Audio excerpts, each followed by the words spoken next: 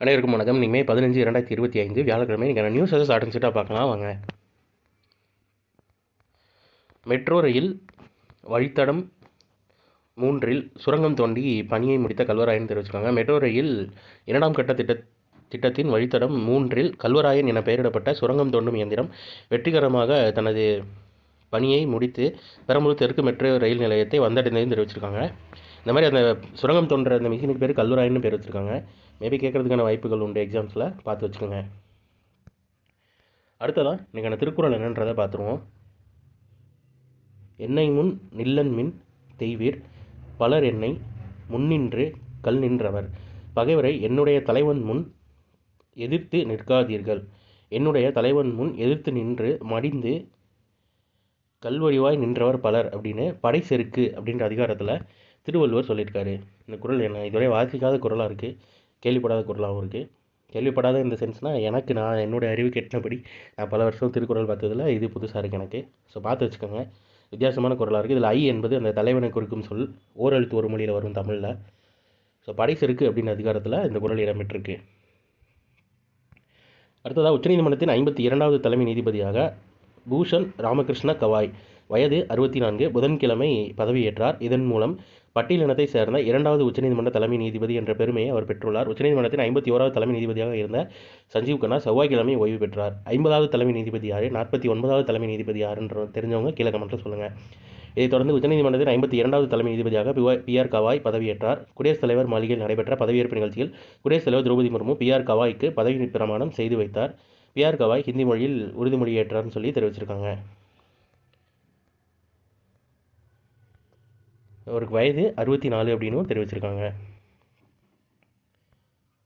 அப்புறம் மருந்து அட்டைகளில் QR கோடு அச்சிட அரசு அறிவுறுத்தலும் தெரிவிச்சிருக்காங்க. தமிழகத்தில் உற்பத்தி செய்யப்படும் மருந்து அட்டைகளில் அதன் நம்பகத்தன்மையை அறிந்து கொள்வதற்காக QR கோட் அல்லது பார் கோட் அச்சிட வேண்டும் என்று மாநில மருந்து கட்டுப்பாட்டு அமைப்பு அறிவித்துள்ளது. விரைவில் இந்த நடைமுறை படிப்படியாக அமலுக்கு வரும் என்று தெரிவிக்கப்பட்டுள்ளதுன்னு தெரிவிச்சிருக்காங்க. அப்புறம் UPSC புதிய தலைவர் அஜய்குமார்னு தெரிவிச்சிருக்காங்க. மத்திய அரசு பணியாளர் தேர்வாணையம் புதிய தலைவராக பாதுகாப்புத்துறை முன்னாள் செயலரும் ஓய்வு பெற்ற IAS அதிகாரியுமான அஜய்குமார் நியமிக்கப்பட்டுள்ளார்னு தெரிவிச்சிருக்காங்க. உள்நாட்டு ட்ரோன் எதிர்ப்பு அமைப்பு இந்தியா வெற்றிகரமாக சோதனை. ஆளில்லா விமானங்கள் அதாவது ட்ரோன்களை அழிக்கும் நோக்கத்துக்காக உள்நாட்டிலேயே தயாரிக்கப்பட்ட குறைந்த விலை பார்கவாஸ்திரா எதிர்ப்பு ஏவுகணை அமைப்பு ஒடிசா மாநிலம் கோபால்பூரில் வெற்றிகரமாக ஏவி சோதிக்கப்பட்டது. சமீபத்திய பாகிஸ்தான் மோதலில் ட்ரோன்களின் அச்சுறுத்தல்கள் அதிகமாக இருந்த நிலையில் இந்தியா நடத்தியுள்ள இச்சோதனை முக்கியத்துவம் பெற்றுள்ளதுன்னு சொல்லி தெரிவிச்சிருக்காங்க. சோலார் பாதுகாப்பு மற்றும் வான்வெளி நிறுவனம் அதாவது SDAL உருவாக்கியுள்ள இந்த ட்ரோன் எதிர்ப்பு ஏவுகணை அமைப்பின் சோதனை மூத்த இராணுவ அதிகாரிகளின் முன்னிலையில் கடந்த செவ்வாய்க்கிழமை 3 கட்டங்களாக மேற்கொள்ளப்பட்டதுன்னு சொல்லி தெரிவிச்சிருக்காங்க.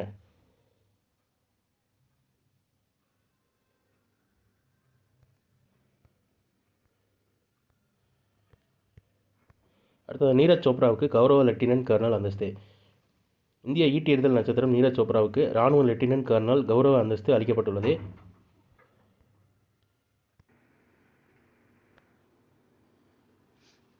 இந்திய ஈட்டி எறிதல் நட்சத்திரம் நீரஜ் சோப்ராவுக்கு இராணுவ லெப்டினன்ட் கர்னலாக கௌரவ அந்தஸ்து அளிக்கப்பட்டுள்ளது. ஏப்ரல் 14ஆம் தேதி முதல் அவருக்கான இந்த கௌரவ அந்தஸ்து அமலுக்கு வருவதாக இராணுவ விவகாரங்கள் துறை அறிக்கை வெளியிட்டுள்ளதுன்னு சொல்லி தெரிவிச்சிருக்காங்க. கடந்த 2016இல் இந்திய இராணுவத்தில் ஜூனியர் நிலையிலான அந்தஸ்தில் சேர்க்கப்பட்ட நீரஜ் சோப்ரா அதன் பிறகு பதவி உயர்வு பெற்றுள்ளார். இராணுவத்திலேயே விசிட் சேவா, பரம் விசிட் சேவா ஆகிய பதக்கங்கள் வழங்கியும் அவர் கௌரவிக்கப்பட்ட நிலையில் தற்போது லெப்டினன்ட் கர்னலாக உயர்ந்திருக்கிறார்னு சொல்லி தெரிவிச்சிருக்காங்க. ஸோ நீங்கள் இம்பார்ட்டன்ட் நியூஸ் அவ்வளோதான். இது ஒரு ஷார்ட் வெர்ஷனாக 1 மினிட் கரண்ட் அஃபேர் நம்ம சேனல் இருக்குது, வேணுங்கிறவங்க யூட்டிலைஸ் பண்ணிக்கோங்க. மேலும் இன்னொரு நியூஸ் வீடியோவில் சந்திப்போம். தேங்க்யூ.